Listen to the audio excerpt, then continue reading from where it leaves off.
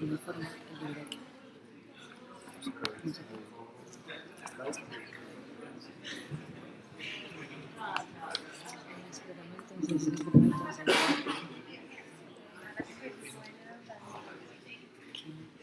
se puede poner el libreto. Aquí lo tengo. Pero tú lo modificaste. Bueno, buenos días. Vamos a continuar con la jornada, el segundo bloque de la jornada de hoy. Ahorita vamos a continuar con la charla Candidiasis invasiva a cargo de la doctora Diana Carolina Medina Ramos, pregrado en medicina y posgrado en pediatría de la Universidad del Rosario, infectóloga pediatra de la Universidad del Bosque, docente de la Universidad del Rosario y de la Universidad del Bosque e infectóloga pediatra de la Fundación Cardioinfantil. Bienvenida, doctora.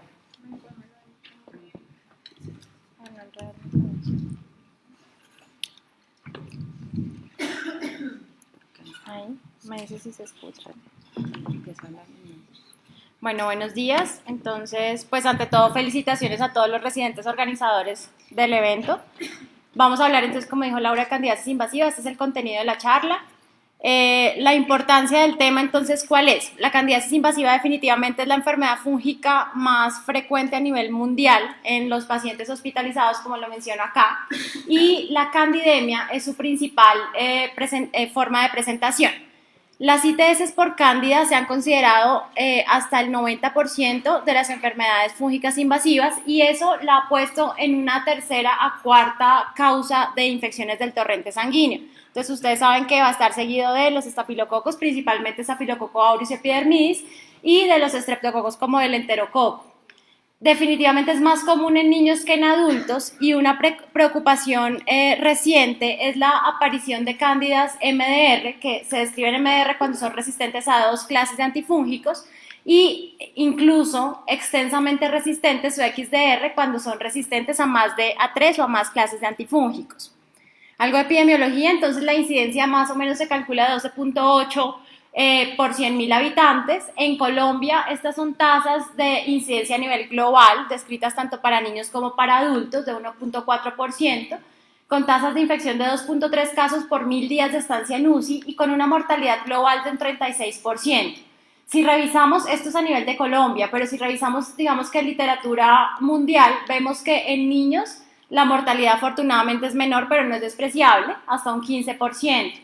En Europa, cuando se han hecho estudios solamente en niños con enfermedades hemato-oncológicas, vemos que la mortalidad es mayor y la incidencia también es mayor. Entonces, en Cándida, ¿qué tenemos? Cándida albicans siempre ha sido pues como la más frecuente, pero vamos a ver que las demás cándidas, más o menos desde los 90, han empezado a aumentar en frecuencia, o sea, las no albicans. Tenemos que la albicans ha empezado a disminuir seguramente por el uso en profilaxis y en tratamientos empíricos y en tratamientos con azoles.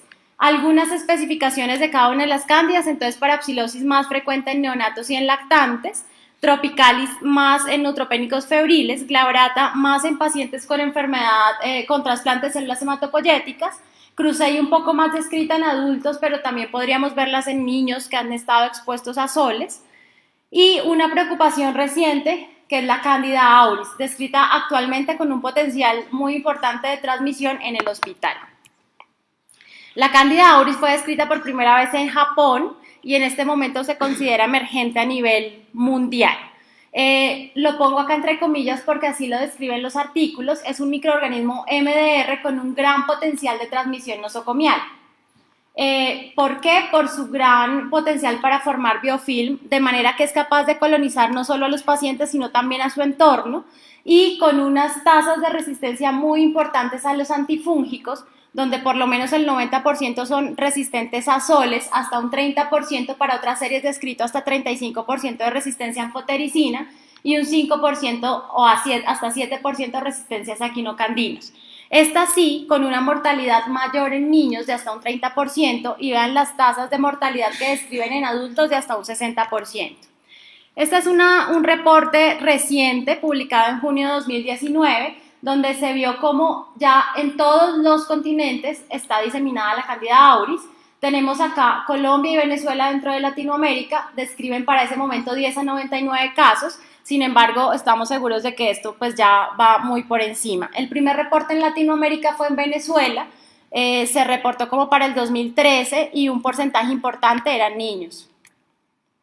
Esta tabla, que es un resumen de varios reportes o series de casos, se las traigo para mostrarles cómo Candida parapsilopsis cada vez va ganando más importancia. Hay reportes como por ejemplo en unidad neonatal donde la parapsilosis es hasta el 42%, mientras que la albicans es el 39%. Acá hay un reporte latinoamericano que es un estudio multicéntrico, aparece la doctora Santolaya como primera autora, pero realmente reunió 302 pacientes pediátricos de 5 países latinoamericanos, ahí está incluido Colombia. Solo el 30% de los pacientes eran neonatos, los otros eran pues por fuera del periodo neonatal, y vemos que parapsilosis para esta serie fue de 26%, albicans sigue llevando pues como la cabeza con 38% y aparecen otros tipos de cándidas.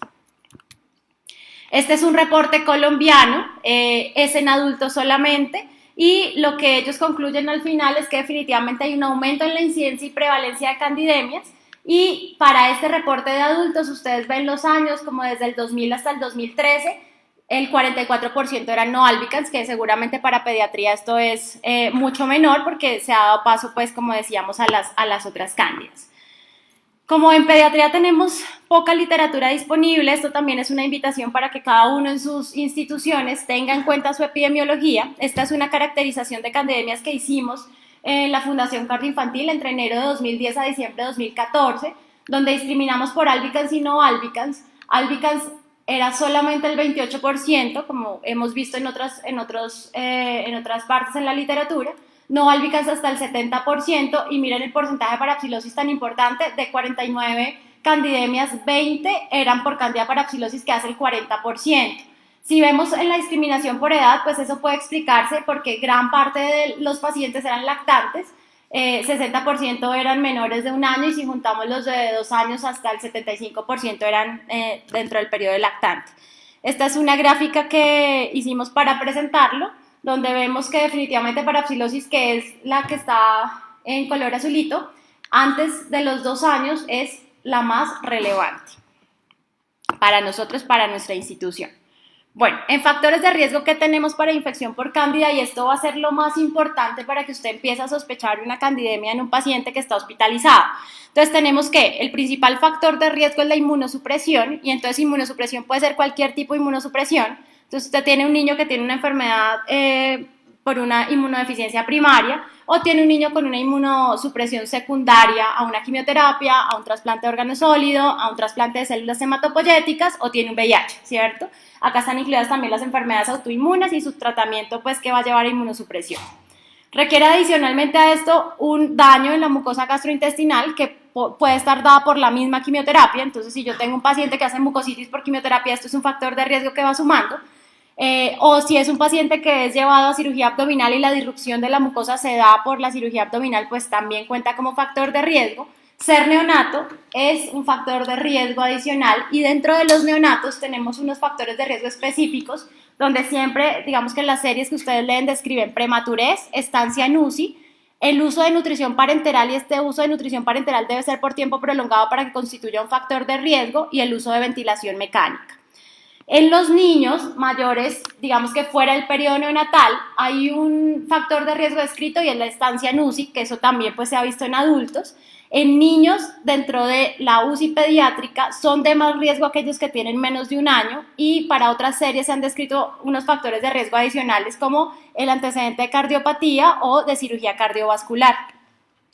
En general, en la mayoría de series lo que describen como factores de riesgo principales en niños son neoplasias hematolinfoides, son el factor de riesgo más importante porque esos niños en algún momento van a estar neutropénicos, que es el factor de riesgo más importante para candidemia, y el uso de corticoides por tiempo prolongado.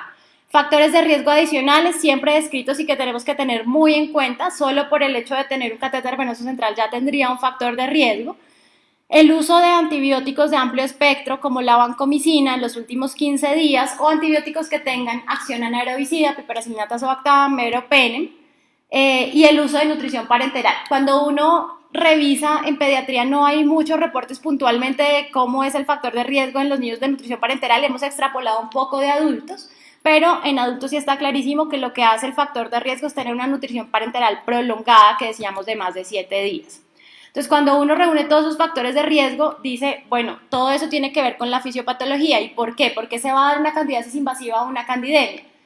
Partimos de que la mayoría de los pacientes van a estar colonizados, incluso cuando se hacen pruebas de búsqueda de hongos en pacientes, en personas sanas, hasta el 60% de los individuos van a estar colonizados por algún tipo de cándida. Y si a eso le sumamos que tenemos factores de riesgo específicos, pues muy fácil el paciente va a presentar una infección fúngica invasiva por cándida. ¿Cuál es el principal factor, digamos que dentro de la fisiopatología? El sobrecrecimiento de la cándida. ¿Y nosotros cómo vamos a favorecer eso? Pues con el uso prolongado de antibióticos que van a alterar la flora y que van a permitir que la cándida que ya está colonizando ese paciente haga un sobrecrecimiento. Luego de eso, si el paciente tiene una disrupción de la barrera, que puede ser la piel o el intestino, ya sea la piel por una enfermedad puntual o por el uso de un catéter, o el intestino por una mucositis, decíamos, o por una cirugía abdominal, entonces voy a permitir que esa cándida llegue pues hasta torrente sanguíneo. Y si cuando llega al torrente sanguíneo se encuentra con una inmunidad alterada, sobre todo una alteración de la inmunidad innata, y por eso acá tan importante la neutropenia, entonces vamos a permitir que esta cándida viaje en torrente sanguíneo y llegue pues a donde quiera, que ya vamos a hablar un poquito de sus manifestaciones. Las manifestaciones clínicas en general son inespecíficas, como muchas entidades en medicina y muchas entidades más en pediatría. Usted necesita tener una sospecha clínica. ¿Y cómo lo va a sospechar? Aquel paciente que persiste febril a pesar de un manejo antibiótico de amplio espectro, y aquel paciente que tiene algunos de los factores de riesgo de los que mencionamos en las diapositivas anteriores. Entonces, una vez yo tengo alguna alteración de la barrera, ya sea directamente en lesión del intestino por una cirugía abdominal, o una llegada de cándida al torrente sanguíneo por una alteración de la piel o por uso de un catéter venoso central, la cándida prácticamente va a poder llegar a cualquier sitio. Si tengo una ruptura directamente en cavidad abdominal y que la fuga viene desde el intestino, entonces puedo hacer una peritonitis, una pancreatitis, un absceso abdominal. Pero si tengo que ya la cándida logró llegar a torrente sanguíneo, ustedes ven que puede ir prácticamente a cualquier órgano. Muy importante acá, y vamos a ver que dentro de las búsquedas que uno siempre tiene que hacer son las búsquedas de siembras fúngicas que ustedes lo habrán visto en su práctica diaria, ¿cierto? Tenemos que evaluar si hay alguna lesión hepatoesplénica, tenemos que evaluar si de pronto hay una migración a hueso, a cerebro, a ojo, que generalmente se describe como aquella que aparece después de una candidemia persistente por varios días o hasta semanas. Incluso una endocarditis, y descrita solamente para aquellos pacientes que tienen factor de riesgo, pero si nos regresamos a nuestro paciente, generalmente es un paciente que usa catéter venoso central, y eso ya constituye un factor de riesgo para endocarditis, y pues estarían incluso con un factor de riesgo adicional aquellos pacientes que tienen una cardiopatía congénita o una cirugía cardíaca previa, y menos frecuente pues a nivel pulmonar. ¿Cómo vamos a hacer el diagnóstico después de que tenemos una sospecha clínica? Entonces, lo primero que uno tiene que hacer es la toma de cultivos. Y los hemocultivos siguen siendo el estándar de oro, a pesar de que la sensibilidad, ustedes ven que la positividad va a ser máximo de un 20 a 70% descrito en las series. El tiempo de crecimiento adicional a que crecen, no en el 100% de los casos, el tiempo de crecimiento es lento y describen en promedio 2 días para que una cándida crezca en un hemocultivo. Sin embargo, ustedes pueden ver que crece a los 3 o a los 5 días. Entonces, para cándida no decimos hemocultivos positivos como decimos para infección bacteriana a las 48 o 72 horas, sino que le damos por lo menos esos 5 días de posibilidad de crecimiento. Una vez usted tiene un hemocultivo positivo, las guías en general lo que recomiendan es que usted, incluso ITSA recomienda que los hemocultivos de control sean cada 24 a 48 horas. Eso lo puede, digamos que definir uno en la práctica clínica, de pronto cada 24 horas suena muy seguido, pero sería la mejor manera de evaluar en qué momento erradiqué la candidemia, ¿cierto? Podemos hacerlo cada 48 horas y vamos a hablar de que yo logré erradicar candidemia solamente cuando logro tener 2 sets negativos consecutivos que estén separados por lo menos por 48 horas. Otra forma de hacer un diagnóstico es si tengo una lesión focal y logro que radiología intervencionista me haga una punción y tomo una muestra de hígado de vaso y de allí me crece cándida, pues eso hace diagnóstico. O si el paciente fue llevado a algún procedimiento, yo puedo tomar una biopsia y por histopatología con coloraciones específicas para hongos como Gomor y Crocodopaz logro ver las estructuras fúngicas. Esta tabla la traigo acá para recordarles que lo más importante en la toma de hemocultivos, este es un artículo reciente que saca ITSA como hablando de cómo se deben hacer las pruebas de laboratorio, y entonces acá les menciono que lo más importante en los hemocultivos va a ser el volumen que yo tome, no tanto las botellas, no tanto las punciones que yo haga, el número de punciones, sino el volumen que siembro por cada botella. Entonces ustedes ven que es tan variable como que en el periodo neonatal con 2 cc de sangre sembrar una botella va a ser suficiente para tener una buena sensibilidad, mientras que si tengo un niño ya adolescente o incluso un adulto, el volumen va a tener que ser de 20 a 30 centímetros por botella. Otras pruebas diagnósticas que tenemos y que son pues muy apreciadas por nosotros como clínicos son las pruebas moleculares como PCR, la que más conocerán ustedes es una PCR multiplex anidada que es el FilmArray, comercializada por bioMérieux y que parte de un hemocultivo positivo con una sensibilidad y una especificidad muy buenas. En 1 a 2 horas le da a usted la identificación del germen y va en cuanto a cándida, porque tiene un panel bastante amplio para bacterias, pero en cuanto a cándida va a identificar los 5 tipos de cándida más frecuentes de los que hablábamos al comienzo. Otras pruebas diagnósticas y con la que no contamos todavía en la mayoría de instituciones, pero los que la tienen pues ya sabrán las ventajas de tener MALDI-TOF. Parte también de cultivos positivos, hace un análisis de proteínas principalmente ribosómicas por espectrofotometría de masas y da una identificación bastante acertada, hasta un 98% de las cándidas. En estos momentos pues de alerta para Candida auris sería el estudio de elección. Otras cosas que se describen en la literatura, más descritas para adultos, sin una importancia clínica, desafortunadamente en pediatría, son el manano antimanano, se miden por ELISA, es medir el antígeno y anticuerpo para cándida, se supone que se anticipan algunos días a la positividad de los hemocultivos, sin embargo, pues no hay aval para su uso en pediatría, no hay evidencia que lo soporte. Igual para 1,3-beta-desglucano usado en adultos, es un componente panfúngico, y pues no sería específico para cándida, pero también se anticipa unos días, varios días a la positividad de los hemocultivos. Sin embargo, pues no los usamos en pediatría. En cuanto al tratamiento que tenemos, acá para recordarles los 3 grandes grupos de antifúngicos usados en la práctica clínica, tenemos anfotericina B, equinocandinas y triazoles. Acá les recuerdo rápidamente cómo funcionan cada uno de ellos. Entonces, anfotericina B lo que hace es que se une al ergosterol de la membrana y abre unos poros que permiten que todo el componente citosólico salga al exterior y causa rápidamente la lisis del microorganismo. Las equinocandinas actúan sobre la glucanosintasa, disminuyen la síntesis de 1,3-beta de glucano, que es un componente muy importante para la formación de la pared celular, con lo cual debilita el hongo y también causa lisis. Y los azoles, que simplemente disminuyen la cantidad de esterol que va a funcionar como en la producción de nuevas cándidas. Entonces, anfotericina B dentro del grupo de los polienos funciona como fungicida para cándida.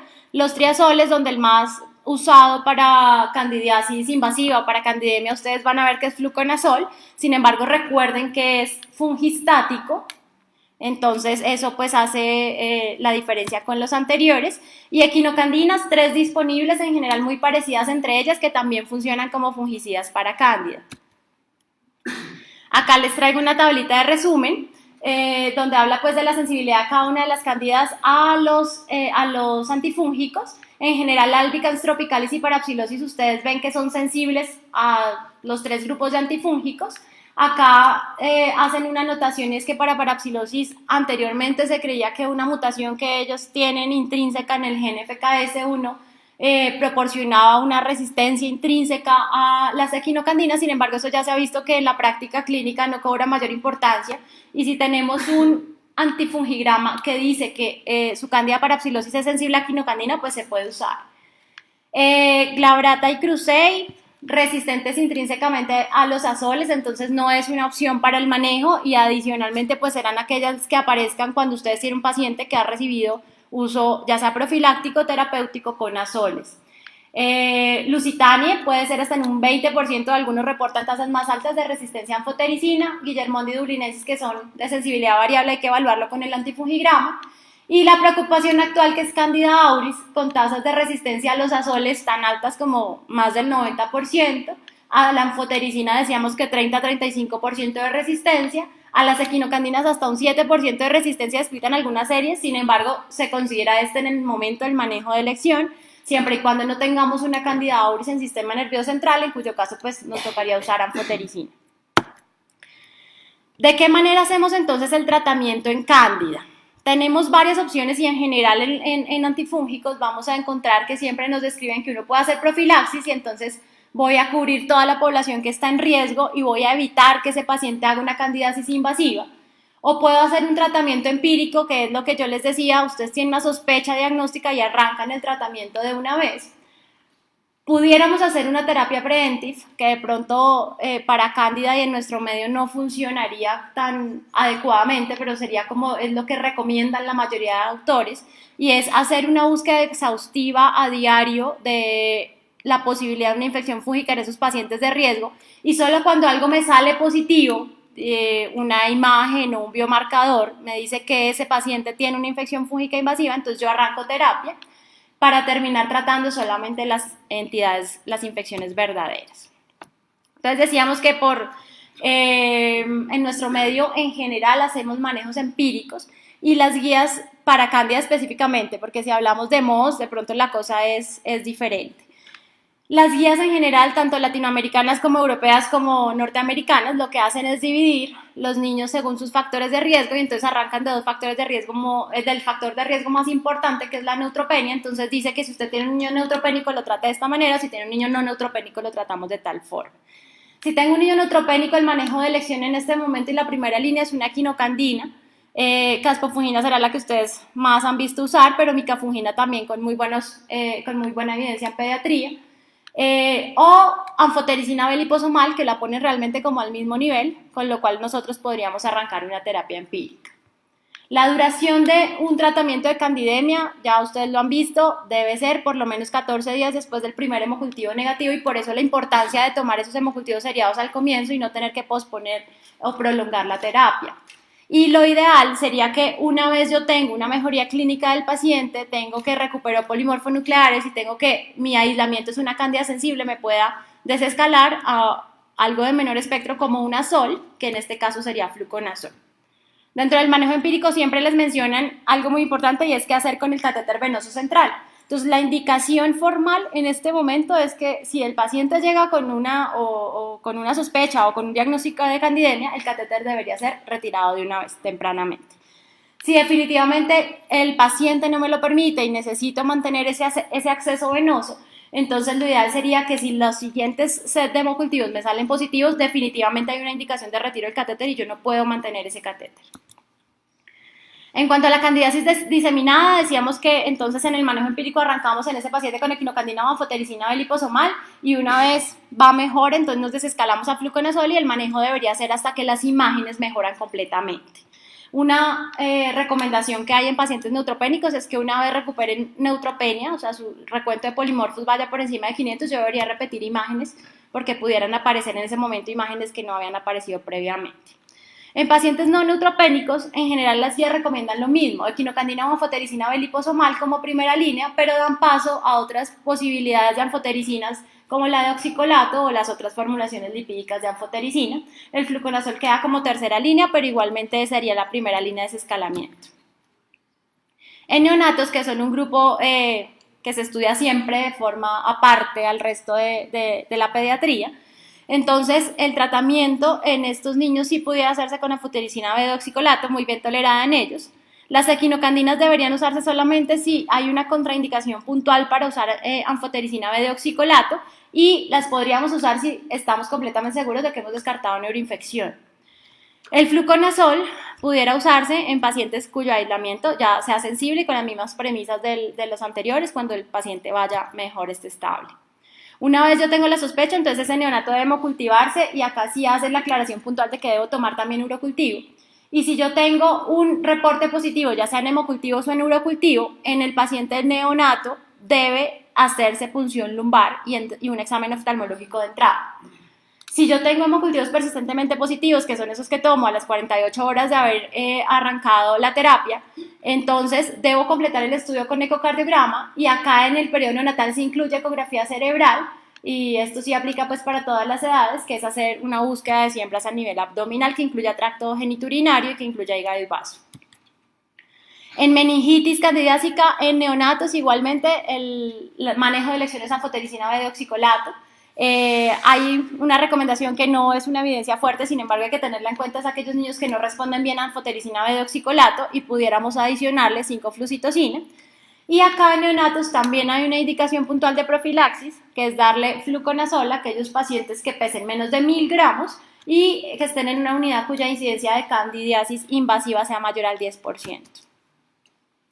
Otras situaciones especiales, entonces decíamos en general fuera el periodo neonatal para nuestra edad pediátrica, si tenemos una candidiasis hepatoesplénica, entonces nosotros habíamos iniciado manejo empírico con liposomal o con equinocandinas, debe ir por lo menos por 2 semanas y después nos vamos a pasar a fluconazol hasta que las imágenes resuelvan.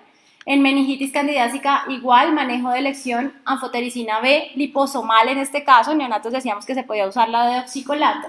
Recuerden que no les va bien con equinocandina, entonces nos toca con anfotericina B, y definir pues si se le adiciona o no 5-flucitocina.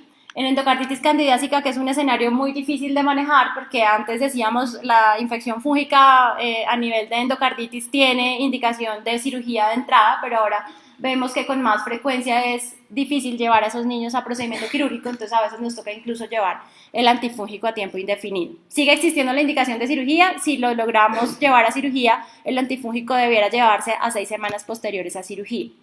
Dentro del manejo no olviden por favor nunca la búsqueda de complicaciones, entonces todo lo que acabamos de mencionar, se debe hacer una ecografía abdominal total, buscar tromboflebitis séptica, hacer un ecocardiograma que algunos reportes lo describen solamente para pacientes de riesgo, pero ya decíamos que si nuestro paciente tiene un catéter venoso central, con eso ya tiene el riesgo de endocarditis. Una valoración oftalmológica, y en neonatos siempre que haya candidemia o hallazgo de una infección fúngica debe descartarse neuroinfección, hay que hacer una punción lumbar y hay que hacer imágenes del sistema nervioso central. En cuanto a la profilaxis que tenemos, entonces hay 3 grandes grupos que están muy claros en pediatría donde la profilaxis debe usarse, que son los receptores de trasplante halogénico o los pacientes en rechazo de un trasplante, la leucemia mieloide aguda y los síndromes mielodisplásicos, y la LLA en una terapia intensiva de inducción o de rescate. Entonces veremos que en las guías, cuando mencionan específicamente las indicaciones de profilaxis, los dos primeros que están subrayados son en los que está pues, la recomendación más fuerte. Sin embargo, en pediatría nosotros también consideramos de riesgo a estos pacientes y la usamos también en LLA en terapia invasiva o un rescate.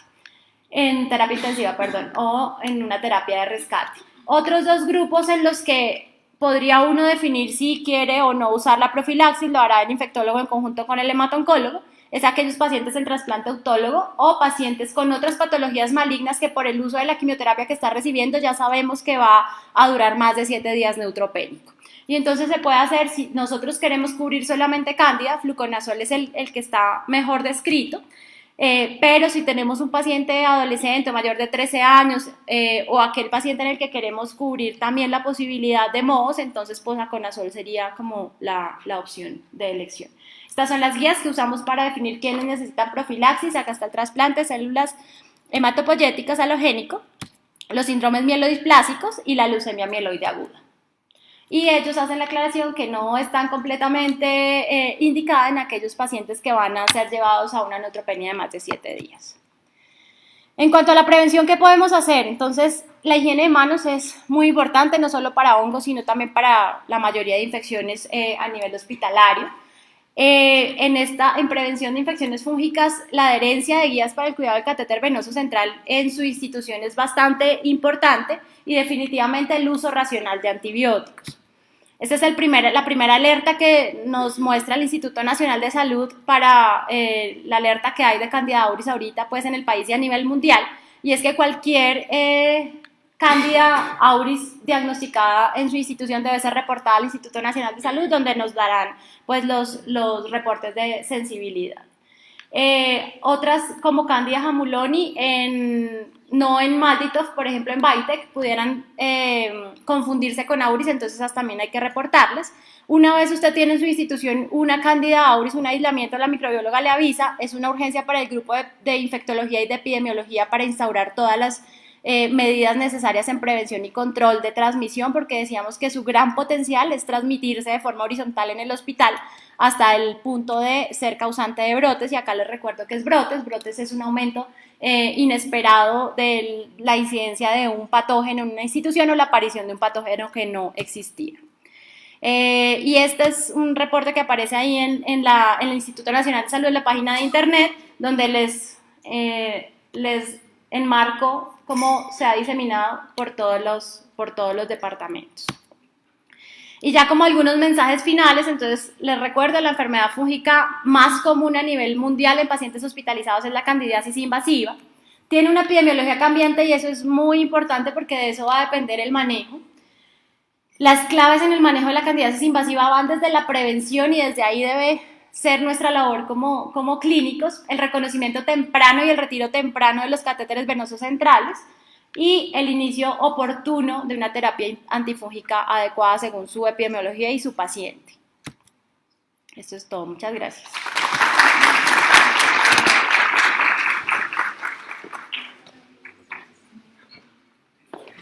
Bueno, muchas gracias a la doctora Medina por su excelente charla. Ahora sigue la del doctor Germán Camacho. El doctor Germán Camacho es pediatra de la Universidad Nacional de Colombia e infectólogo pediatra de la Universidad Nacional Autónoma de México. Actualmente es infectólogo pediatra del Hospital de la Misericordia y San José Infantil, y es profesor del Departamento de Pediatría de la Universidad Nacional de Colombia. Nos va a dar en este momento la charla de neumococo en pediatría 2019, situación en Colombia, postinducción de las vacunas conjugadas.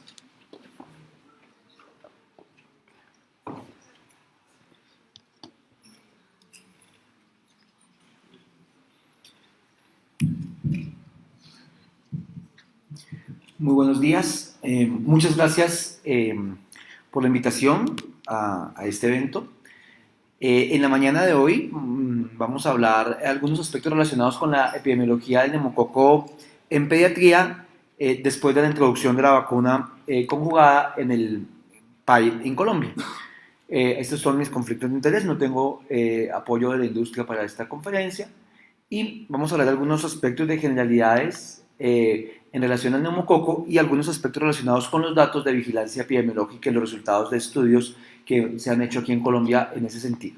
Entonces, el neumococo sigue siendo un patógeno muy importante, es una de las 5 causas que se atribuye a mortalidad en los menores de 5 años. Es importante recordar que el neumococo tiene un espectro de enfermedad que va desde la enfermedad invasiva hasta la enfermedad no invasiva y la portación nasofaringea. Y es como el triángulo que se está mostrando en la diapositiva. Entonces hay un gran grupo de personas que tienen portación nasofaringea, personas sanas que portan el neumococo. Alrededor del 30 al 50% de los niños en un momento dado pueden ser portadores de neumococo. Los pediatras podemos ser portadores de neumococo alrededor de un 50% como portadores asintomáticos. Y algunos de ellos van a realizar enfermedades no invasivas como otitis media, sinusitis, neumonías no bacterémicas, y la punta de la pirámide la constituyen la meningitis, la bacteremia primaria y la neumonía bacterémica, que es la enfermedad neumocóxica invasiva, y sobre todo ello la deben impactar las vacunas. En cuanto a la historia de las vacunas antineumocóxicas, en este momento tenemos disponible la vacuna polisacárida de 23 valencias. Está disponible desde el año 1983 y cubre 23 serotipos, es polisacárida, no está conjugada y está indicada en pacientes de riesgo después de los 2 años de vida. No sirve en menores de 2 años porque no es conjugada y no genera una buena inmunogenicidad. A raíz de eso, se crearon las vacunas conjugadas, primero la de 7 valencias, luego la de 10 y la de 13 valencias. Están disponibles actualmente en el comercio la de 10 y la de 13 valencias, que incluyen los serotipos que están marcados en verde de cada una de las vacunas. Entonces la de 10 incluye los de 7 más 1, 5 y 7F, y las de 13 incluyen los de 10 más 3, 6A y 19A. Y hay vacunas nuevas en desarrollo, la vacuna de PCV15, de PCV20, que ya están en desarrollo, y ahí también están los serotipos. ¿Cómo actúan las vacunas antineumocóxicas? Entonces, las vacunas antineumocóxicas, cuando se administran a un paciente, generan anticuerpos circulantes que disminuyen la enfermedad por neumococo, genera que también se disminuye la adquisición de portadores, que a su vez también genera la disminución de la enfermedad, o sea, disminuyen la colonización y además disminuyen la diseminación de la enfermedad y disminuyen la exposición. Entonces, las vacunas son muy efectivas porque no solo actúan sobre el niño que está vacunado, sino también actúan sobre los portadores y actúan con un mecanismo indirecto, y lo vemos en esta diapositiva que es cortesía del doctor Rondagan, donde vemos que vacunamos a los lactantes, a los preescolares, y ellos pues quedan protegidos de las tres maneras: disminuye la inmunidad, disminuye la colonización y disminuye la exposición, y esto hace que el neonato esté menos expuesto, los niños mayores que no han sido vacunados también estén menos expuestos, los adultos jóvenes y los adultos mayores también se vean menos expuestos a la enfermedad. Y también se ve de forma indirecta que protege a los pacientes de alto riesgo. Entonces, la vacunación contra neumococo no solo protege al niño que está vacunado, sino a todo su entorno. Y eso es uno de los grandes beneficios que tienen las vacunas conjugadas desde el punto de vista de la salud pública. En Colombia, en el año 2006, se incluyó la vacuna conjugada de 7 valencias para poblaciones especiales. En el año 2008 se universalizó en la PCV7 en Bogotá y en las regiones con mayor proporción de infección respiratoria aguda, y en el año 2012 se universalizó en todo el país la vacuna conjugada de PCV10, que es la que estamos utilizando hasta el momento. Entonces, vamos a hablar de algunos datos epidemiológicos de estudios recientes. Entonces, para estudiar el comportamiento de la enfermedad neumocóxica invasiva hay muchas estrategias y todas son complementarias, que le pegan a diferentes puntos del triángulo que les mostré al comienzo, la pirámide que les mostré al comienzo. Entonces, se pueden hacer estudios de portación nasofaringia, se pueden hacer estudios de impacto sobre la enfermedad, se pueden hacer estudios de vigilancia por laboratorio, de vigilancia centinela, o hacer redes de vigilancia para esta enfermedad. Entonces, en la primera parte, que son los estudios de portación, pues les traigo algunos ejemplos. Este es un estudio de portación nasofaringia que se hizo en niños menores de 5 años, el doctor Gustavo Gámez en Medellín, donde muestran y describen los serotipos que para el momento eran los más frecuentes de enfermedad neumocóxica, y él encontró en los niños sanos de Medellín la aportación de 6A, de 12F, de ese complejo, y de 19A como más frecuentes. Pero más allá de esto, los estudios de portación nasofaringia permiten también hacer estudios moleculares del neumococo. Entonces, el doctor Gámez allí en Medellín encontró que el serotipo 19A, por ejemplo, estaba circulando un clon que es el ST320, que es un clon multiresistente, y descubrió un clon nuevo que es el 13455, que no estaba descrito en la literatura y ahora se llama el clon Colombia. Entonces, ya tenemos el clon Colombia descrito en Medellín de neumococo. Entonces, es muy importante los estudios de portación nasofaringia para descubrir estas nuevas clonas. En relación a los estudios de impacto sobre la enfermedad, uno puede mirar el impacto desde diferentes estrategias. Entonces, esto que les voy a mostrar son los datos de CIREVA, de Civigila, que son los reportes obligatorios que nosotros hacemos de meningitis. Entonces, recuerden que una de las enfermedades neumocóxicas invasivas que les mencioné, la única enfermedad obligatoria de reporte es meningitis. ¿Listo? Entonces vamos a mirar un estudio que estamos haciendo, que presentamos en el Congreso Latinoamericano de Infectología Pediátrica la semana pasada, que estamos preparando el artículo, que es hecho con los datos del Civigila, y lo que muestra es, las barritas naranjas muestran el dato de incidencia de meningitis neumocóxica por 100.000 habitantes total, aquí no están menores de 5 años, sino es total, y vemos cómo hay una tendencia a disminuir en 2012 y 2013 y luego aumenta y se sostiene, o sea, no hay una disminución real de la incidencia de meningitis. Estamos hablando de datos de CIREVA. Esta misma diapositiva tiene las mismas barritas, pero ahora en azul, y lo que muestra es el aumento de la letalidad. Entonces, la cantidad de niños que se mueren por meningitis y de pacientes que se mueren por meningitis. Entonces, en esta es en población general, y vemos que para el año 2018, el 33% de las personas que les daba meningitis por neumococo en Colombia se mueren. Y cuando analizamos el comportamiento en menores de 5 años, vemos que la incidencia en menores de 5 años para el año 2009 era de 1.19 por 100.000 niños menores de 5 años. Después de la introducción de la vacuna conjugada bajó a 0.63, o sea, un impacto de la vacuna lo redujo casi a la mitad, pero posteriormente el efecto se ha sostenido. Entonces, eso sucede con el efecto de las vacunas conjugadas. Hay un primer impacto disminuyen los serotipos que están circulando en la vacuna y luego llega al punto máximo de su efectividad, o sea, que es controlar los serotipos que están circulando. Entonces, desde el año 2013 acá no ha habido disminución de la incidencia en menores de 5 años de meningitis.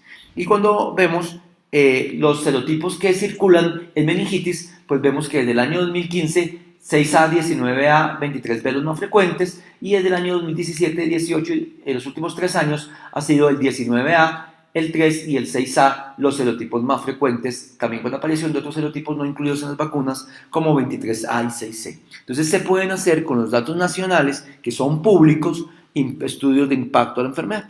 Entonces esos datos están en la página pues, del Instituto Nacional de Salud. Bueno.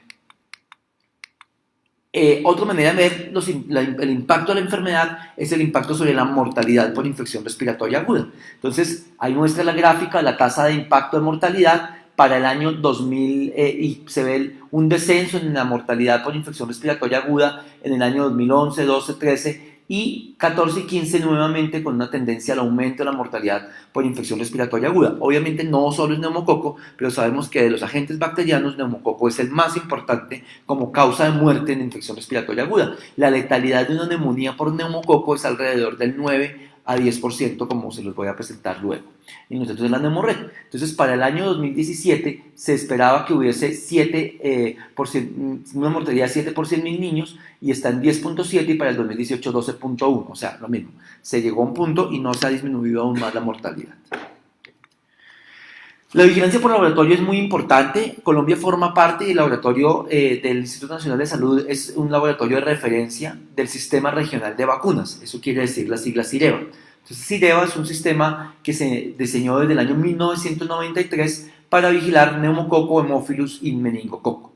El CIREVA ha permitido introducir la vacuna de hemófilus tipo B, los datos de CIREVA, vigilar el impacto de la vacuna conjugada de hemófilus, la introducción de la vacuna de neumococo y la reformulación de la vacuna de neumococo de 7 a 10 y 13 valencias se dio por los datos de CIREVA. Entonces ahí se dieron cuenta que en América Latina circulaba el serotipo 1 y 5 que no estaba originalmente en la vacuna y por ello se incluyó en las vacunas conjugadas posteriores, la evaluación del impacto de esta intervención y el conocimiento de los datos de meningitis, de meningococo.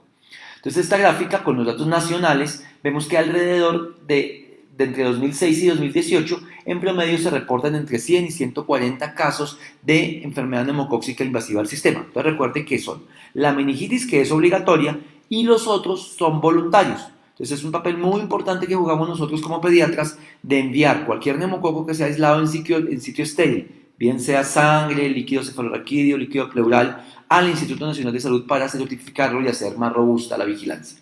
Y donde vemos cómo es el comportamiento de la incidencia de los serotipos, donde vemos que la línea azul son los serotipos incluidos en la de 10 valencias, que prácticamente tiende a desaparecer precisamente por la gran efectividad de la vacuna sobre esos 10 serotipos, y con una emergencia de los serotipos en una mayor proporción de los 3 serotipos adicionales en PCB13, que son el 19A, el 3 y el 6A, siendo el 19A más importante, ocupando él solo el 50% de toda la enfermedad neumocóxica invasiva en Colombia en 2018. O sea, son 93 serotipos, uno solo ocupa el 50% de toda la enfermedad. Y la línea roja también se observa una emergencia de otros serotipos que no están incluidos en ninguna vacuna, pero en la línea roja están sumados 80 serotipos.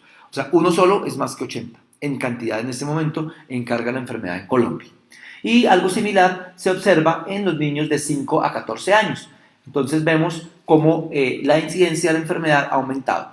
Y ha aumentado particularmente a partir de 2016, 15-16. Por eso datos recientes, datos de antes de 2015, pueden mostrar una no emergencia ni un reemplazo de serotipos, pero son datos tomados muy recientes después de la introducción de la vacuna.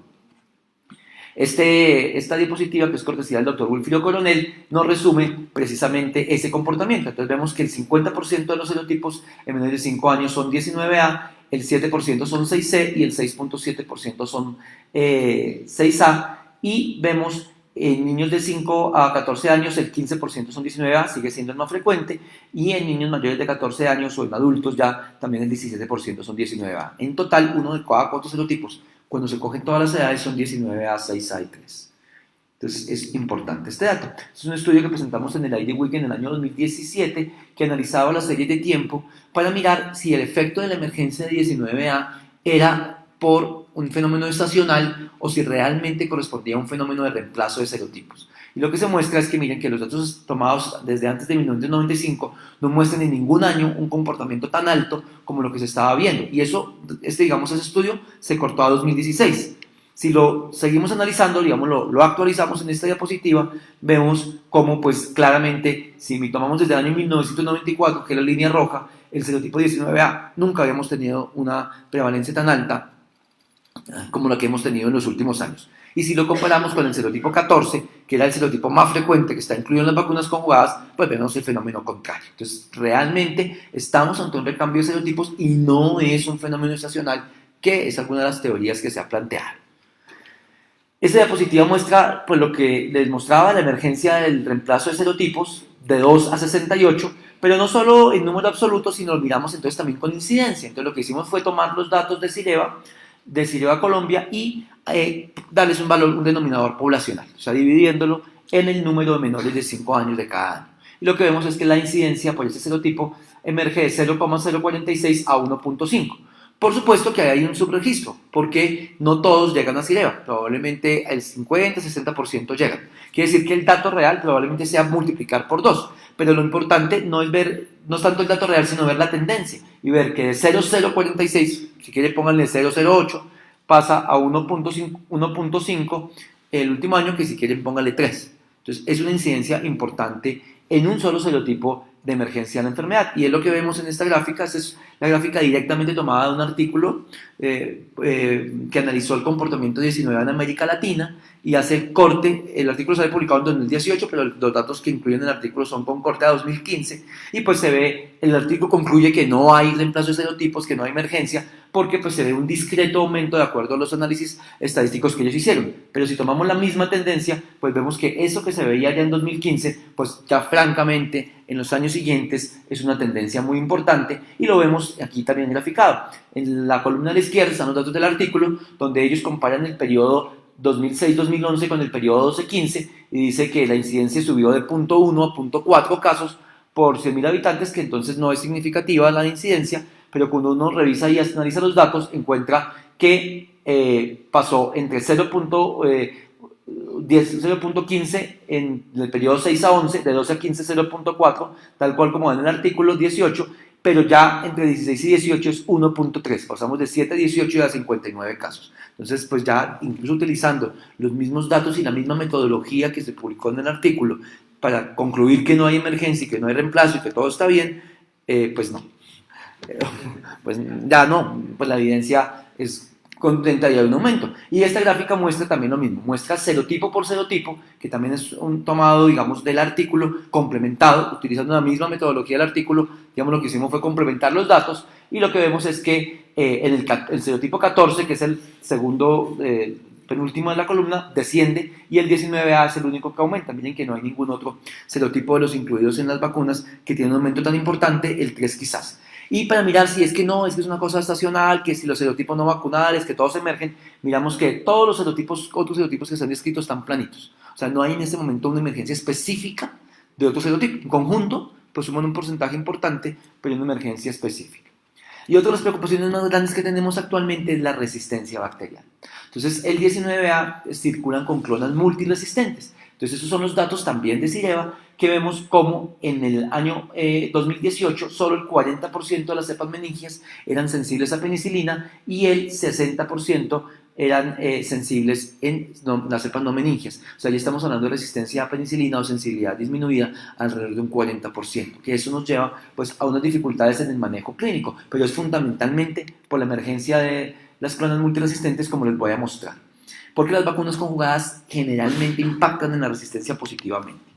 Y vemos también aquí a ceftriaxona, en meningitis ya solo el 70% son sensibles, o sea, quiere decir que el 30% de meningitis neumocóxicas no son sensibles a ceftriaxona, y en aislamiento no meningios, pues estamos hablando alrededor de un 30% también de sensibilidad disminuida ante resistencia intermedio a ceftriaxona. Entonces, estamos ante preocupaciones importantes que tienen que ver con el consumo y con el uso de antibióticos y con el manejo empírico. No estoy diciendo que vayamos a tener que cambiar el manejo empírico, pero en pacientes de riesgo y en pacientes que no mejoran hay que considerar la posibilidad de cepas resistentes. Esta es muy rápida, es la vigilancia centinela. El Hospital de la Misericordia es el único hospital de Colombia de vigilancia centinela de meningitis y neumonía. Es un esfuerzo conjunto entre el Ministerio de Salud, la Secretaría de Salud de Bogotá, el Instituto Nacional de Salud, la OPS y la OMS y el hospital para mantener datos actualizados de la vigilancia de neumococo. Esta es la red mundial de hospitales centinela, del cual Colombia forma parte, y vemos que pues, los datos que el hospital aporta a la red mundial son importantes. Es el hospital que en este momento más datos está reportando en toda América Latina, porque hay gente que no cree en la vigilancia epidemiológica de Colombia. Por supuesto que puede ser mejor, pero hay muchos datos que son muy buenos y que son mejores que muchos países de América Latina. Entonces necesitamos fortalecer, por supuesto, la vigilancia, pero los datos de Colombia son buenos. Y ya lo mostramos, miren, es el país que más aporta datos a la región de vigilancia del neumococo. Entonces no podemos decir que los datos que tenemos no son útiles para tomar decisiones. Con datos menos robustos se han tomado decisiones, entonces es muy importante. Y vemos pues el comportamiento de las neumonías en el periodo 2016-2019, que es el periodo de vigilancia centinela, donde todos conocemos el pico epidemiológico de los meses de marzo, abril, mayo. Todos lo sufrimos cada año tras año. Entonces pues aquí se ve el aumento de la incidencia de meningitis y vemos pues los datos que el hospital tiene en cuanto al número de ingresos y el número de pacientes hospitalizados. Más o menos anualmente tenemos alrededor de 650 casos probables de neumonías, donde encontramos pues alrededor de un 7% de neumonías confirmadas. Y donde el germen también en el centinela, pues el más frecuente es neumococo. En neumonía comunitaria, aquí ya no se parte del aislamiento meteorológico, sino que se parte de la radiografía. Entonces, es un estudio con un diseño diferente. Luego, hemófilos y estafilococo, pues son nuestros gérmenes más frecuentes en neumonía en pediatría. Entonces, cuando le preguntan el examen, hay datos locales que muestran cuáles son nuestros gérmenes más frecuentes en neumonía bacteriana. Y aquí vemos, pues lo mismo, el comportamiento de serotipos del centinela, donde la barra roja, que son los serotipos que están en la 10, hace 3 años no hemos tenido ningún aislamiento de serotipos incluidos en la 10, o sea, es muy efectiva para cubrir los serotipos que están incluidos en ella, y lo que se ve es emergencia de los serotipos que no están incluidos en ella. Los azules son los 3 adicionales de la 13 que no están en la 10, y los verdecitos son los que no están en ninguna vacuna. Y lo mismo para meningitis, pues el comportamiento y el análisis es similar. En cuanto a la población, siendo neumococo también el germen más frecuente en meningitis en los datos de vigilancia centinela del Hospital de la Misericordia. O sea que neumococo sigue saliendo, no se ha erradicado y está vigente.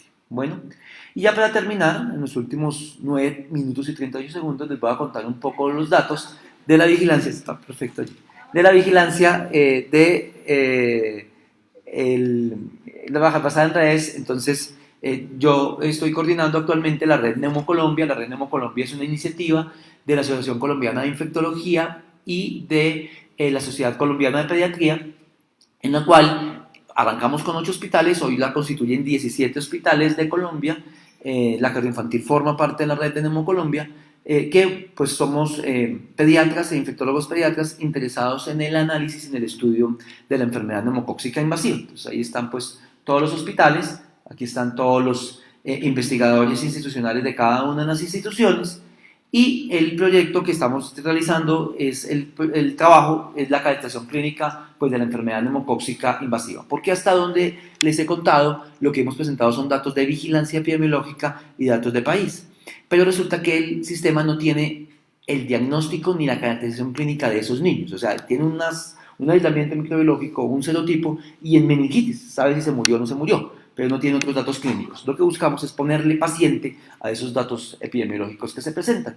Entonces el estudio tiene 3 fases, una fase retrospectiva que fue del año 2008 a 2011, y una fase retrospectiva 12-13 que fue inicialmente en 8 hospitales de Bogotá, una segunda etapa que fue 2014-17 en 10 hospitales de Bogotá, ahí entró Clínica Colsubsidio y San José Infantil, que no estaba digamos en los 8 hospitales iniciales, y en una fase retrospectiva en esos 2 hospitales, y estamos actualmente en la etapa 3, que estamos en la fase retrospectiva 17 y 18 ya en 17 hospitales de Colombia. Entonces entraron 4 hospitales de Cali, 2 de Medellín y 1 de Cartagena, y en la fase retrospectiva 2019 en los 17 hospitales de Colombia. Los datos que les voy a presentar pues es el consolidado de todos esos años de vigilancia.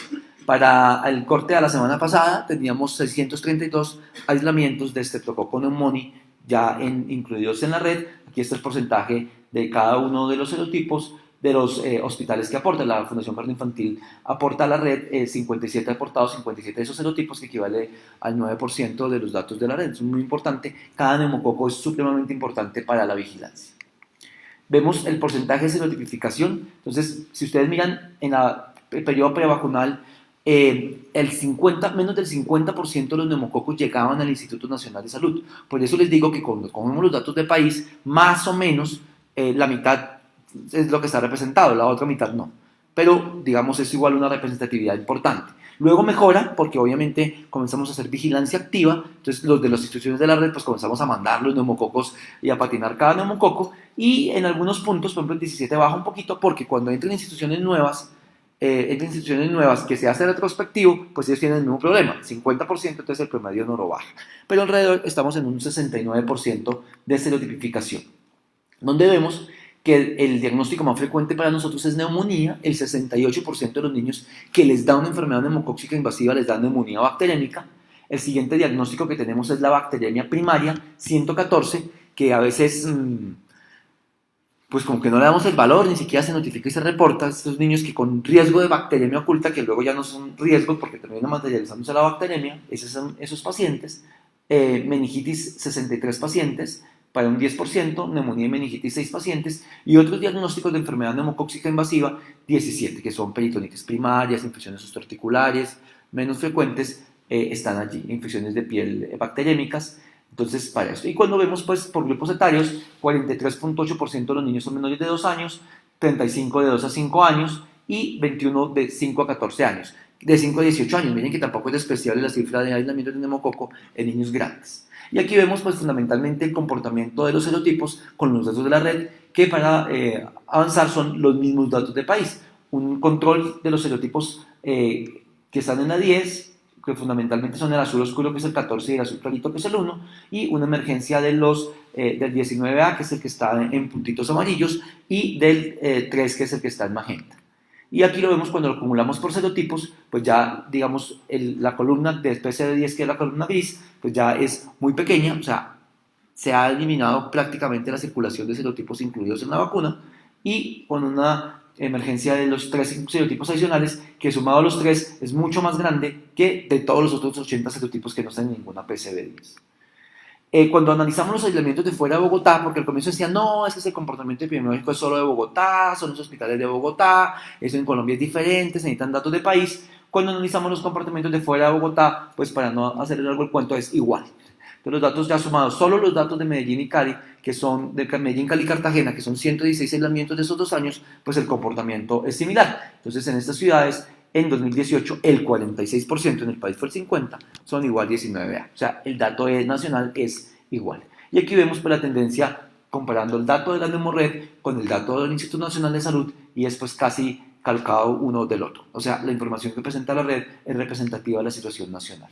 Esta diapositiva la traje porque es un estudio que presentamos en NICE-PPD en Melbourne, que hablaba del comportamiento de la neumonía, y es muy interesante porque hemos visto un aumento, y todo lo hemos sentido, un aumento de la neumonía complicada y un aumento de la neumonía necrosante por neumococo. Entonces los niños les da menos neumonía, pero las que están más graves y más complicadas de manejar. Y es lo que se percibe, y indudablemente eso que sentimos en la práctica diaria está materializado aquí. Miren, para el año 2017, el 65% de las neumonías que ingresan a la red con aislamiento de neumococo son complicadas con neumonía necrosante o con neumonía con derrame. Entonces, pues es muy importante, y eso tiene que ver con la emergencia del 19A y el 3. La letalidad, lo que ya les decía, en meningitis tiene una letalidad en la red del 22%. Recuerden que los datos del país, la letalidad es del 33% para la población general y del 42% para las menores de 5 años en el país. Pero en la red estamos hablando de hospitales de tercer nivel, de alta complejidad, donde se cuenta con una cantidad de recursos que no tienen otros hospitales. La letalidad es un poco menor, es del 22%. Quiere decir que la letalidad de los hospitales que no están en la red es como un 80%, porque hay 40%. O sea, muy, muy delicado. Neumonía 9%, bacteriemia 11%, tener neumonía y meningitis la letalidad es 33%, y la letalidad en general es del 10.4%. O sea, si un niño tiene un neumococo en un sitio estéril, tiene un 10% de chance de morirse.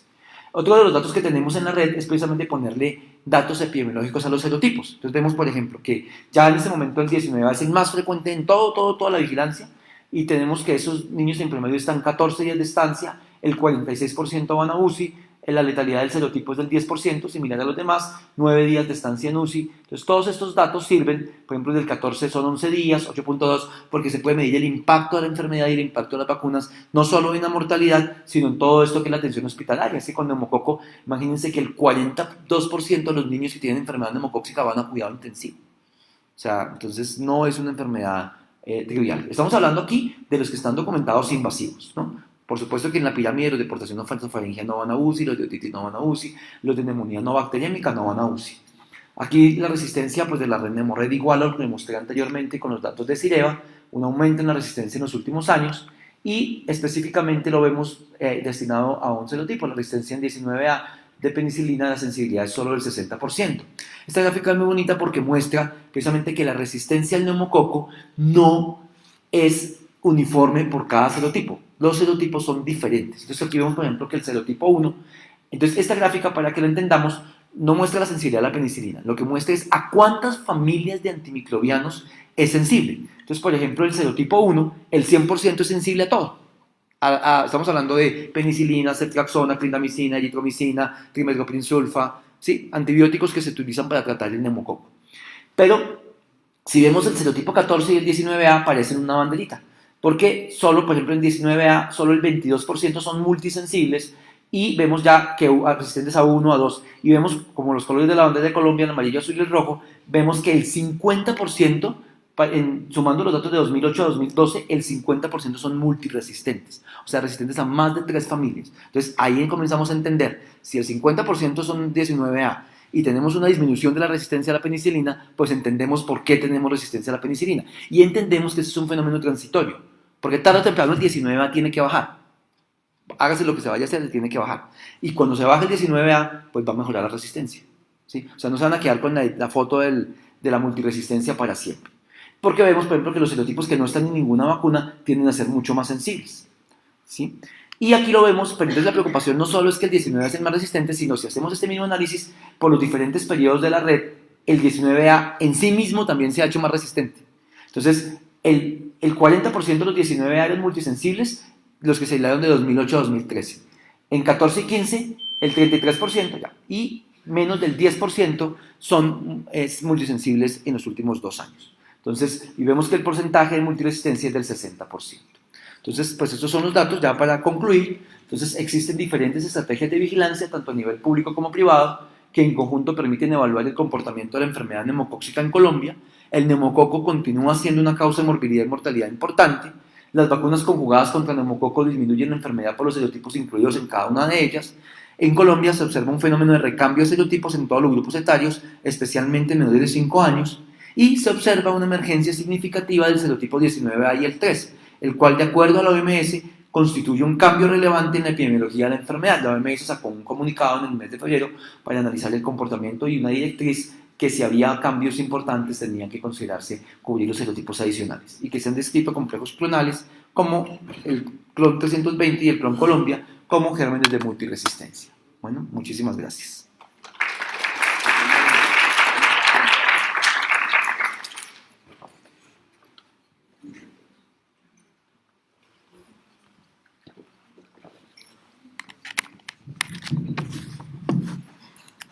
Bueno, muchas gracias al doctor Camacho por su charla. Seguimos con el orden del programa. Entonces ahorita le damos la bienvenida a la doctora Claudia Beltrán, pediatra de la Universidad del Valle, infectóloga pediatra de la Universidad CES, docente de la Universidad de Antioquia, infectóloga pediatra de la Clínica del Rosario y Hospital Infantil Consejo de Medellín. Ella nos va a dar la charla Diagnóstico Sindromático de Enfermedades Infecciosas. Bienvenida, doctora.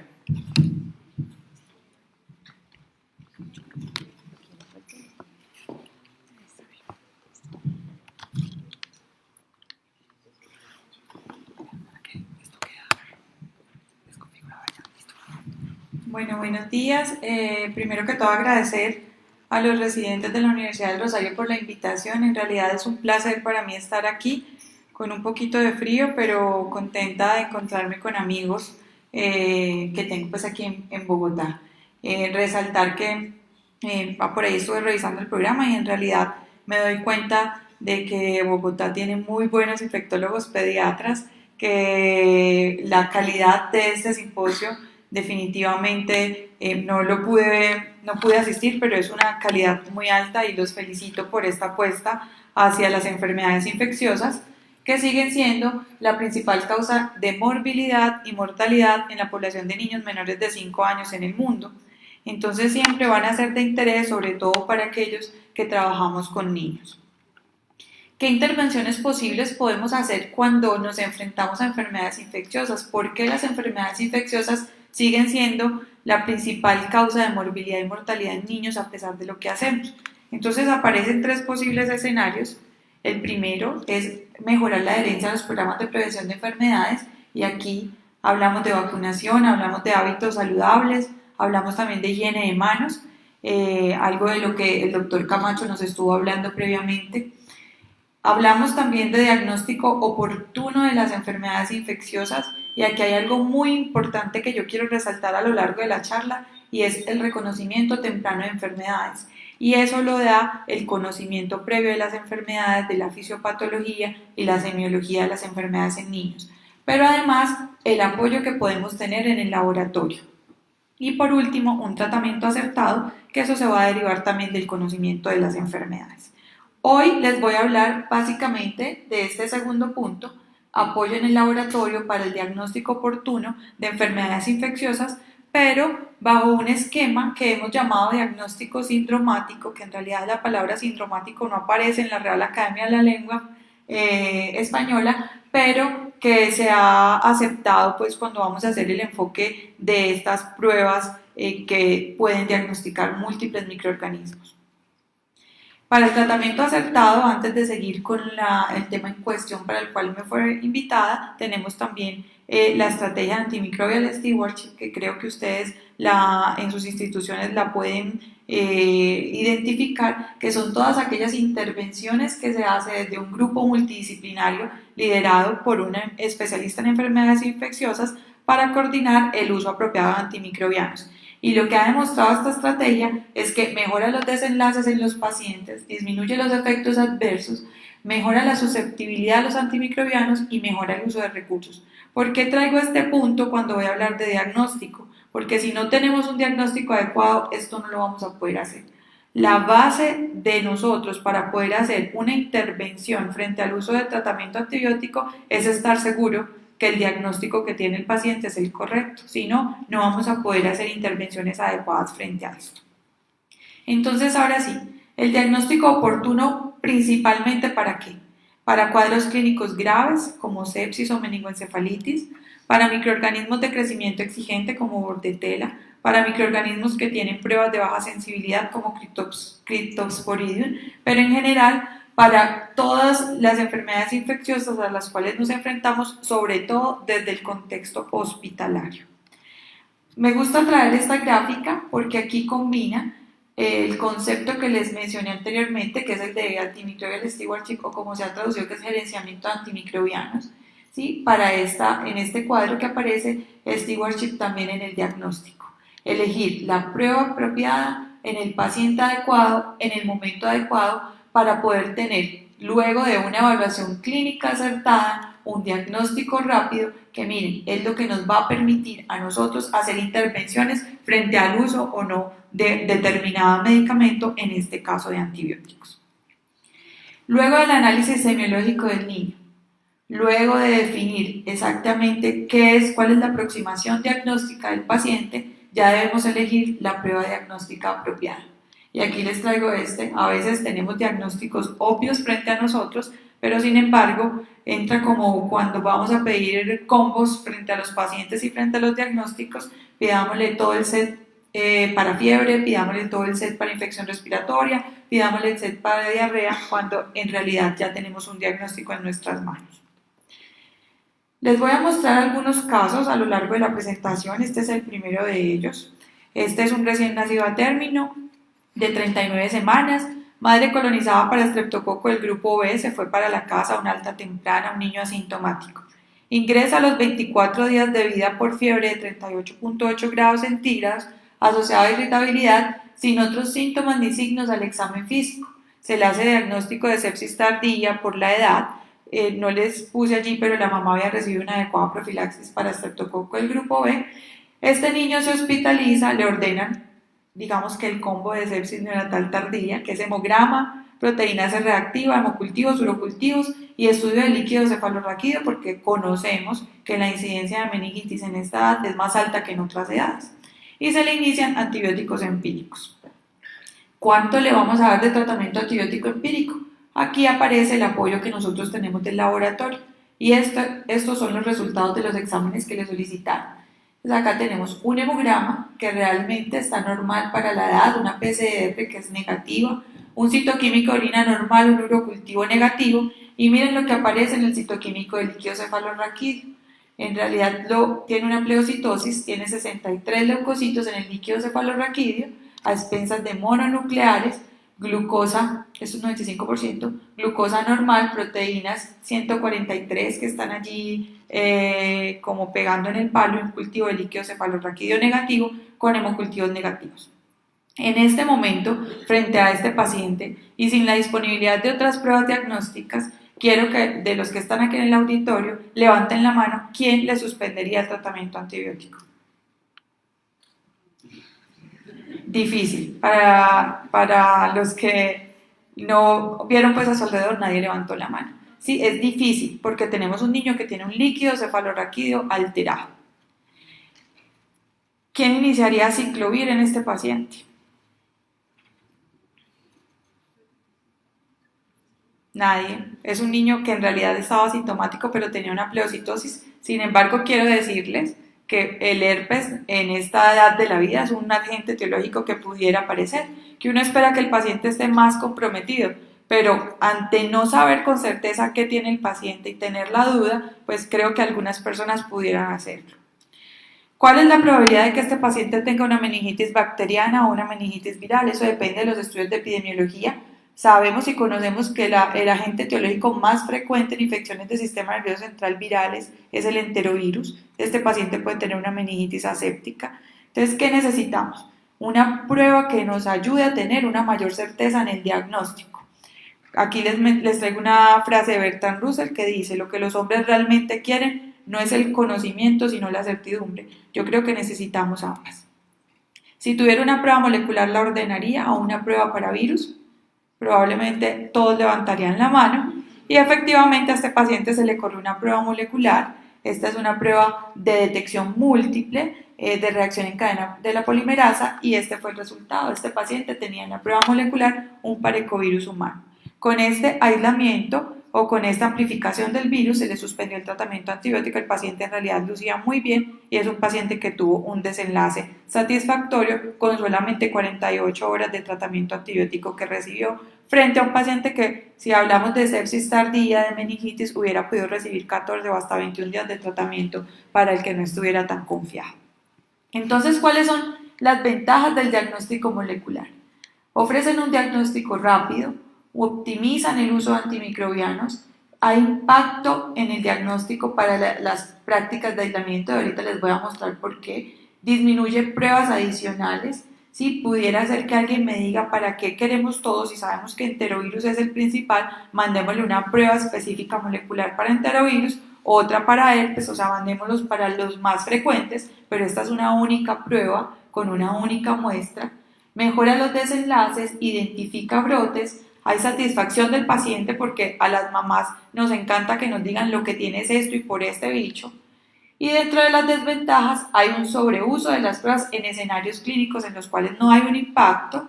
La interpretación a veces es difícil. La detección de un microorganismo no significa que este sea el que esté causando la enfermedad, ni tampoco significa la viabilidad del microorganismo. Puede haber un retardo o una respuesta inadecuada a nuevas pruebas diagnósticas y esto ocurre cuando tenemos esta prueba y no sabemos la epidemiología y decimos parecovirus, ¿qué es eso? Eso no debe ser verdad, eso debe ser una cosa que salió allí porque se contaminó, bueno, en fin, cuando no hay una adecuada interpretación de las pruebas. Puede haber un sobrediagnóstico en portadores asintomáticos o obviamente son pruebas que son muy sensibles y que se pueden contaminar.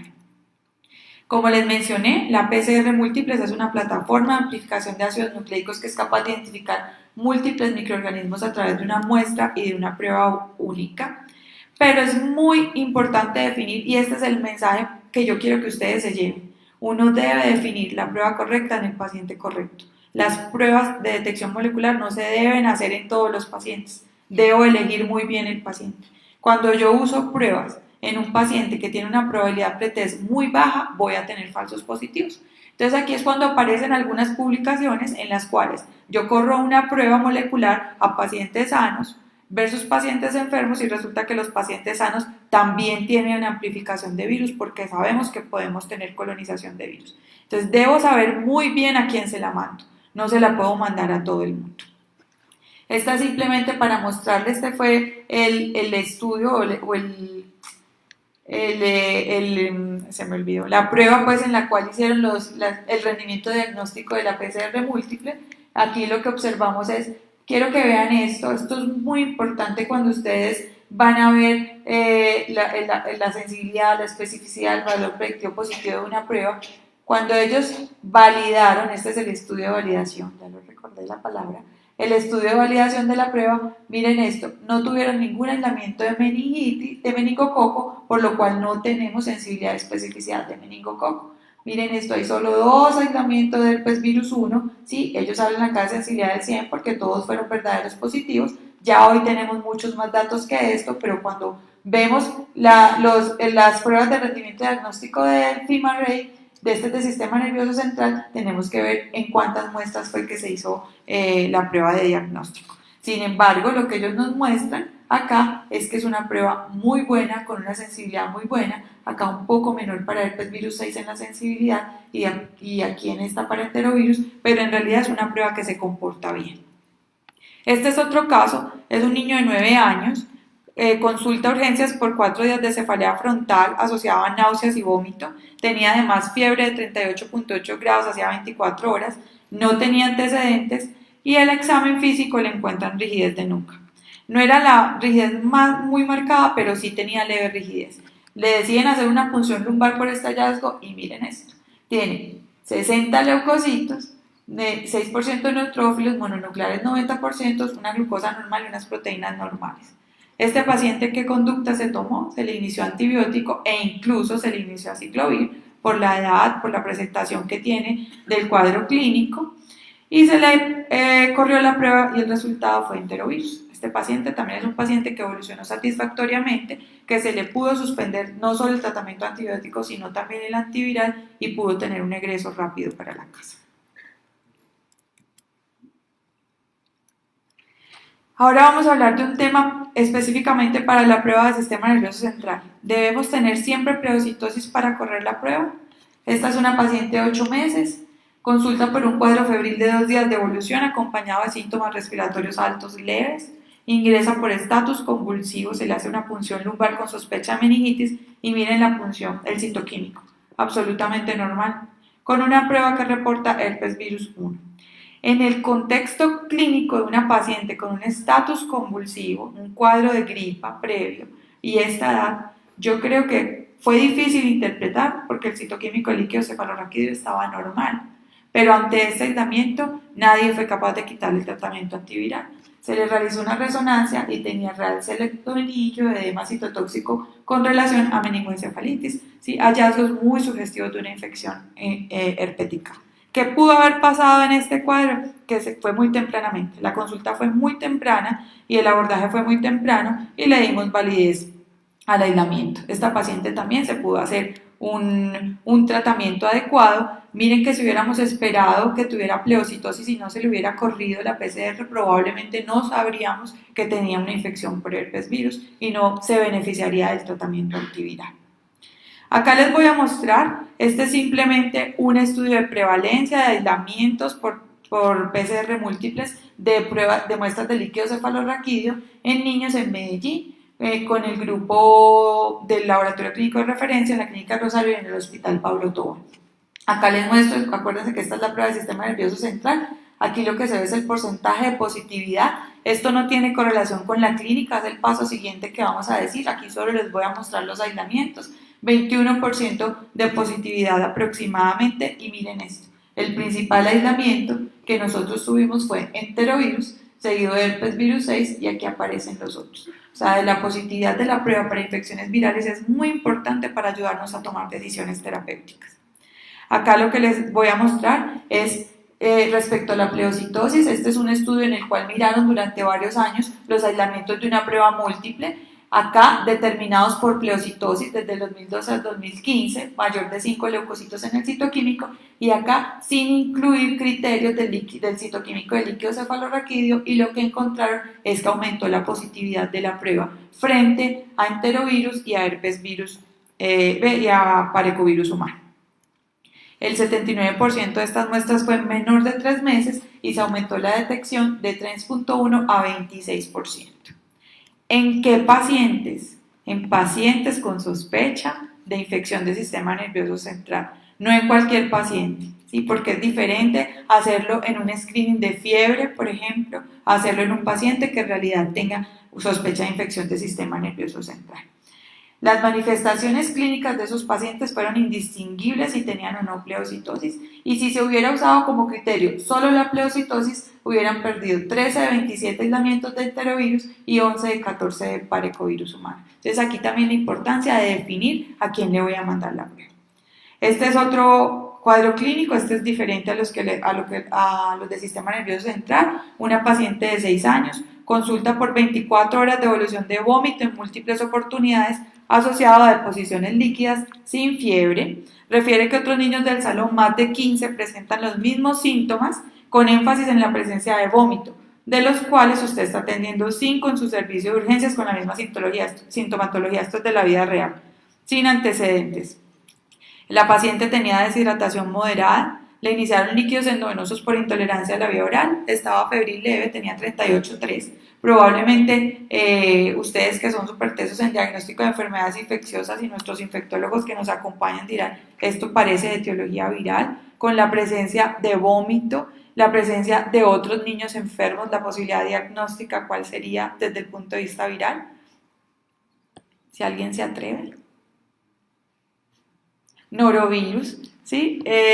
Probablemente se puede hacer el diagnóstico desde la clínica, pero tenemos una intoxicación alimentaria, más de 15 niños enfermos, consultando a otros servicios de urgencias, 5 niños allí, intolerancia a la vía oral, diarrea. Entonces uno dice cuáles son las causas o cuáles son los agentes etiológicos que pueden estar aquí implicados, y aparecen las bacterias, ¿sí? Aparece salmonela también. Estos niños estaban siendo manejados con tratamiento antibiótico, se les inició ceftriaxona a estos pacientes, incluso en las otras clínicas también, y se decidió correrle la prueba de FIMA-REI gastrointestinal a esta paciente que les estoy mencionando, que se tuvo la oportunidad y se tuvo el aislamiento de norovirus. Con este aislamiento y teniendo en cuenta que había una aproximación temporal y espacial de todos los pacientes, se les suspendió el tratamiento a todos los demás.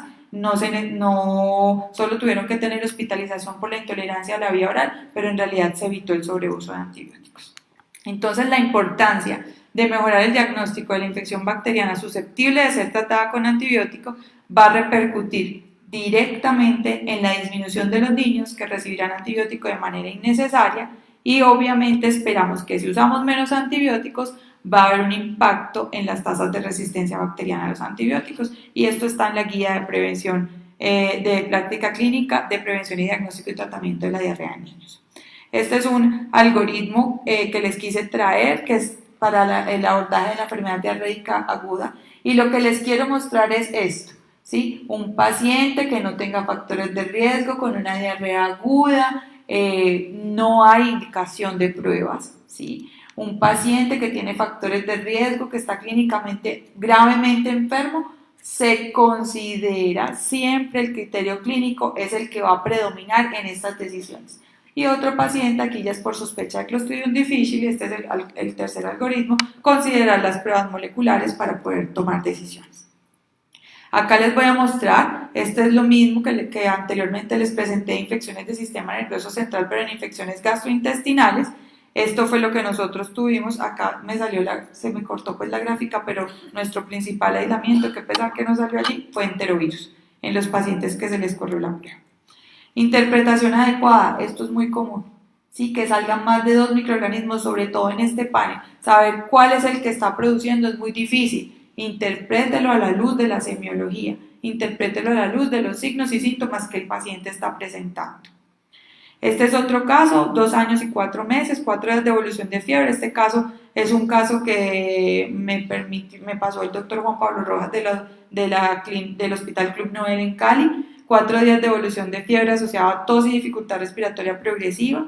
10 días atrás presentó cuadro de gastroenteritis manejado con amoxicilina. Al ingreso taquipneico, mal perfundido, somnoliento. Se le hizo el diagnóstico de sepsis. Se inició toda la conducta para sepsis, una radiografía de tórax que tenía una neumonía más derrame pleural. Se le inició clindamicina más ceftriaxona como una neumonía complicada. Los hemocultivos tenían cocos gram positivos en cadenas. Se le cambió la clinda por vancomicina, pero a pesar de los repiques no se obtuvo crecimiento del microorganismo. Este paciente rápidamente había recibido previamente antibióticos antes de tomar los hemocultivos. Se le corrió la prueba y tuvieron un aislamiento de Streptococcus pneumoniae. Sí, que es importante también para definir, porque aquí uno se queda de estafilo, neumococo, qué podría estar pasando, y también les ayudó a tomar decisiones al respecto. Estos son los beneficios. Este es un estudio que lo que muestra es que en el panel de sepsis, que digamos que yo creo que es el que menos utilizamos en pediatría, el que menos utilidad le hemos visto hasta el momento, pero miren esto.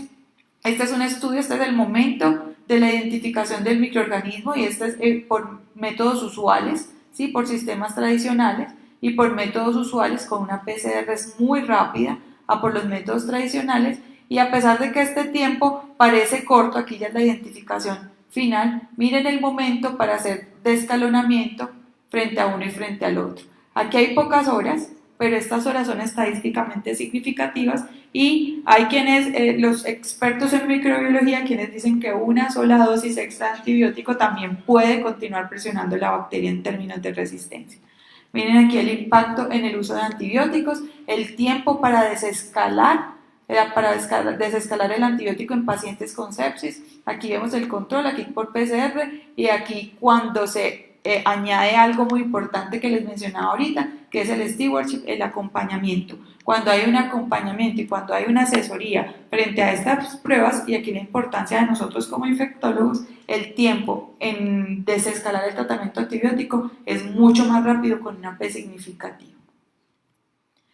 Estos son el diagnóstico etiológico por PCR múltiples de infección respiratoria aguda, también de nuestros hospitales en Medellín, del Pablo Tobón y de la Clínica Rosario. Y acá miramos, acá está por edades el porcentaje de positividad, ¿sí? Principalmente en niños menores de 1 año tenemos un porcentaje de positividad mayor del 84%, y este fue los aislamientos que tuvimos en muestras respiratorias: enterovirus, rinovirus, virus sincitial respiratorio, seguido de metaneumovirus, que es lo que reporta la literatura y que es lo que nosotros empezamos a ver y nos empezamos a parecer a lo que se muestra en países desarrollados.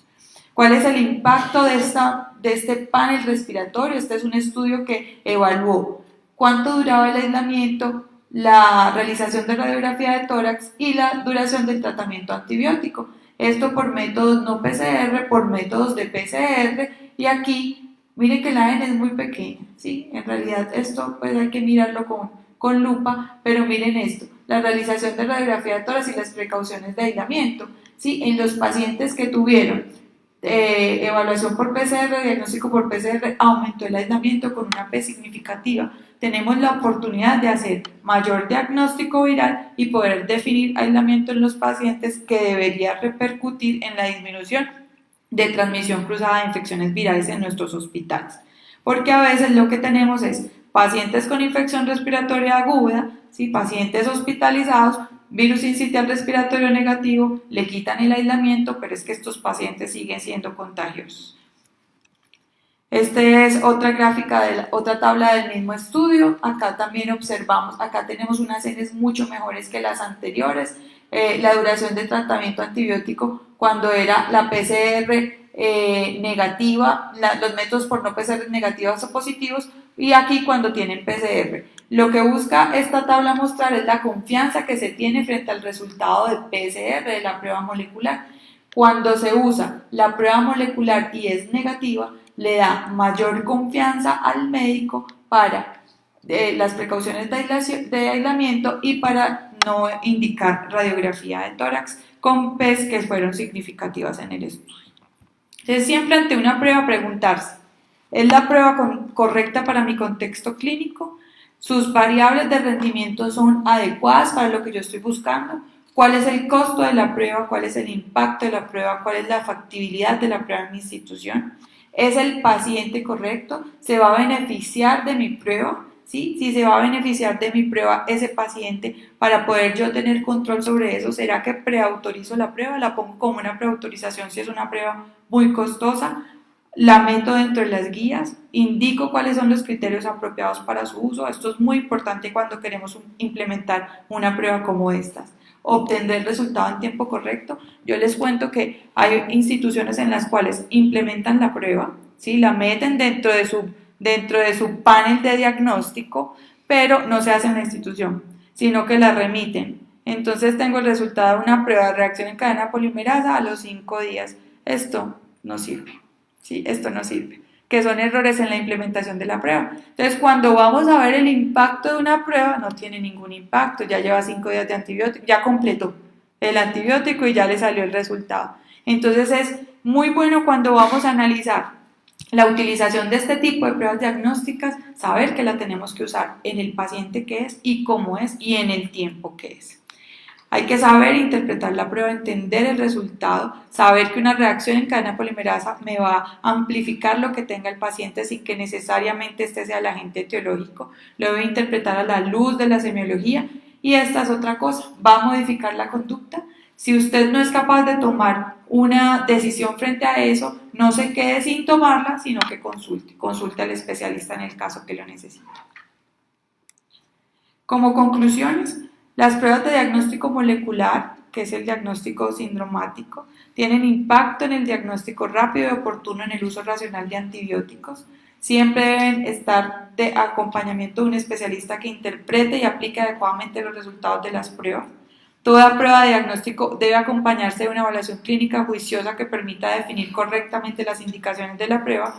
No todos los pacientes ni todas las enfermedades son candidatos a todas las pruebas de diagnóstico. Esto pasa, no crean que no, esto pasa, no le encuentran nada, pero los papás quieren un diagnóstico, el médico quiere un diagnóstico y como sea le hacemos un diagnóstico sin que el paciente tenga algo. A veces es más peligroso ir al médico que quedarse en casa. Demasiada medicina, les recomiendo este editorial sobre demasiada medicina. A veces queremos buscar a como de lugar qué es lo que tiene el paciente y terminamos achacándoles cosas que no tienen, basados en resultados, no solo en infecciones, sino en toda la medicina. Y muchas gracias.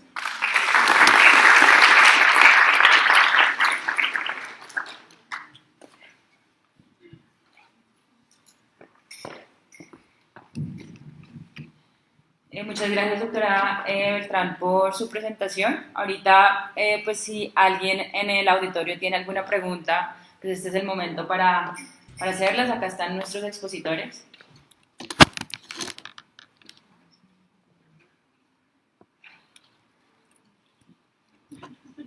Bueno, entonces, pues damos por terminada pues esta jornada de simposio que tuvimos estos 2 días. Esperamos que las charlas hayan sido claras, que hayan sido de su agrado, que hayan aprendido.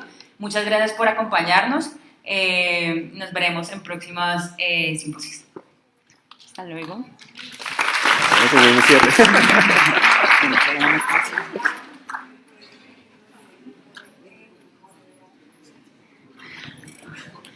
Recuerden que nos pueden seguir en el grupo de Rincón Pediátrico en Facebook. Ay, qué pena, no, pensé que le estaba cerrando todo. Tocaron lo de la charla, No me morí el doctor. Y en la YouTube. doctora. Ahí vamos a estar poniendo todo.